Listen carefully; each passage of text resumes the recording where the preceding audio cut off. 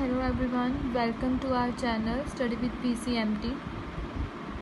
So our topic for today is laws of chemical combination.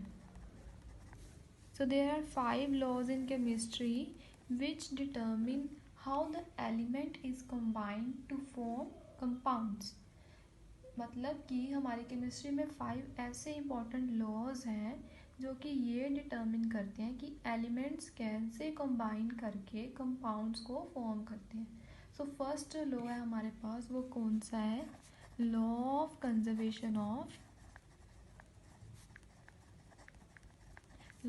Conservation of mass, which states that during any physical or chemical change,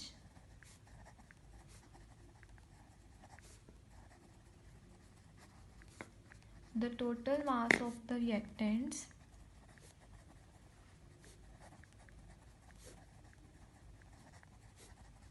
is equal to the total mass of the product. Total mass of the products मतलब किसी भी chemical reaction, chemical change के during जितना मास हमारे reactants का होता है उतना ही किसका होता है? किसका होता है? प्रोडक्ट्स का.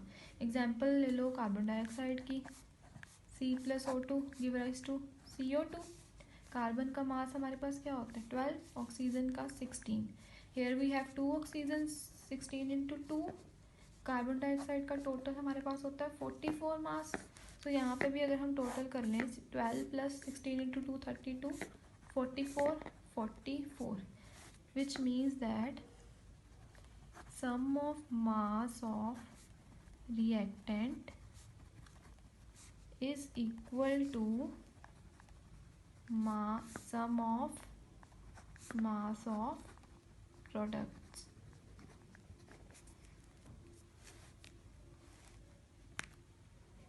लॉ ऑफ कंजर्वेशन ऑफ मास की एक्सपेरिमेंटल वेरिफिकेशन के लिए क्या किया उन्होंने? क्या लिया? एक एच शेप्ड ट्यूब ले ली. सो एच शेप्ड ट्यूब लेने के बाद उन्होंने उसको फिल किया. इस पार्ट में उन्होंने क्या फिल कर दिया? Sodium chloride. और इस वाले पार्ट को किस चीज़ से फिल किया गया? किस सोल्यूशन से? सिल्वर नाइट्रेट के सोल्यूशन से फिल किया. नाउ सोल्यूशंस फिल करने के बाद उन्होंने क्या किया? ट्यूब का वेट लिया. देन उन्होंने क्या किया? ट्यूब को सील कर दिया. सील करने के बाद शेक किया. अब जब शेक करेंगे तो सोडियम क्लोराइड और सिल्वर नाइट्रेट के बीच में रिएक्शन होगी. तो रिएक्शन कैसे होगी? सोडियम क्लोराइड और सिल्वर नाइट्रेट के बीच में रिएक्शन होगी. तो हमारे पास क्या बन जाएगा? वाइट पीपीटीज फॉर्म हुए हमारे पास. किसके? वाइट पीपीटीज हमारे पास सिल्वर क्लोराइड के फॉर्म हुए. सिल्वर क्लोराइड के हमारे पास वाइट पीपीटीज फॉर्म हुए. ये क्या है हमारे पास? Sodium nitrate. तो जब दोनों के बीच में रिएक्शन हुई तो हमारे पास सिल्वर क्लोराइड के वाइट प्रेसिपिटेट्स बने. नाउ फिर हमने क्या किया? इस ट्यूब को अगेन वे किया. दोबारा से इस ट्यूब का वेट लिया. तो हमने क्या ऑब्जर्व किया? सपोज हमारे पास शेक करने से पहले जब रिएक्शन नहीं हुई थी सोडियम क्लोराइड और सिल्वर नाइट्रेट के बीच में, ट्यूब का वेट था x grams. After shaking when the reaction takes place between sodium chloride and silver nitrate, the weight of the tube is also x gram. क्या ऑब्जर्व किया? जो wait था वो क्या रहा? सेम रहा. कोई चेंज नहीं आया वेट में.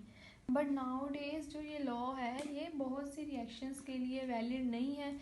जैसे कि कुछ न्यूक्लियर रिएक्शंस होती हैं उसमें जो आइंस्टाइन की इक्वेशन है E=mc² लग जाती है, जिसमें बहुत ज़्यादा एनर्जी रिलीज होती है उन रिएक्शंस में, जिसकी वजह से मास में कुछ चेंज आ जाता है.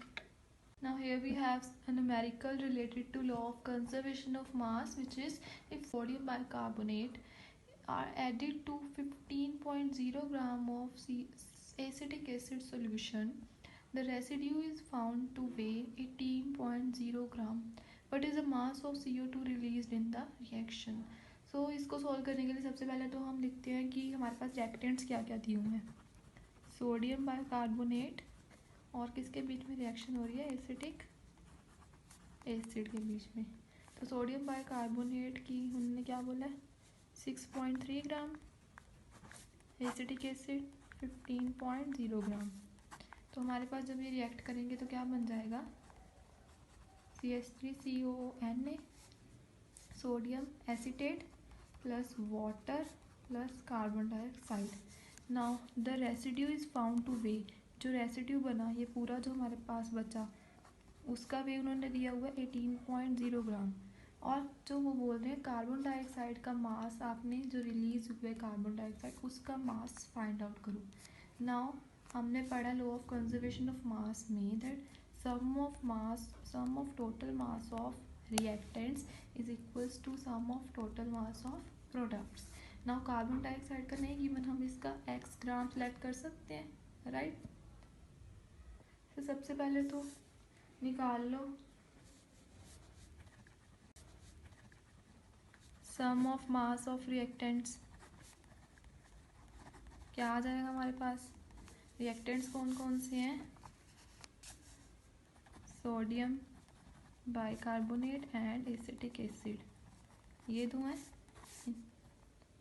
तो इनका हमें वेट कितना दिया हुआ है? 6.3 प्लस 15.0 ग्राम. तो इन दोनों को ऐड कर लो, कितना आ जाएगा हमारे पास? 21.3 ग्राम्स. नेक्स्ट ये रिएक्टेंट्स का निकाल लिया, sum of mass of product 6.3 plus 15.0 gram. तो इन दोनों को ऐड कर लो, कितना आ जाएगा हमारे पास? 21.3 ग्राम्स. नेक्स्ट ये रिएक्टेंट्स का निकाल लिया, sum of mass of products. Mass of products कितना आ जाएगा हमारे पास? 18.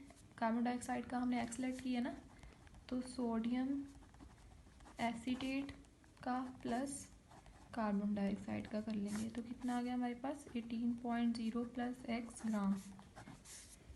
Now according to law of conservation of mass,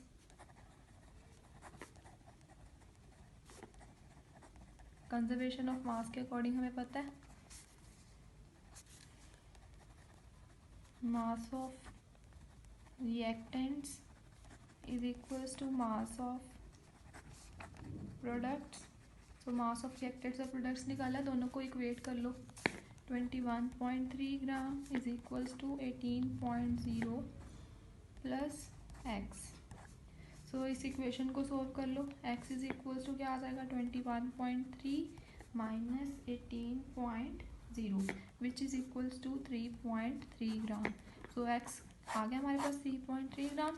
that means carbon dioxide का मास क्या आ गया हमारे पास? 3.3. Please like, share and subscribe.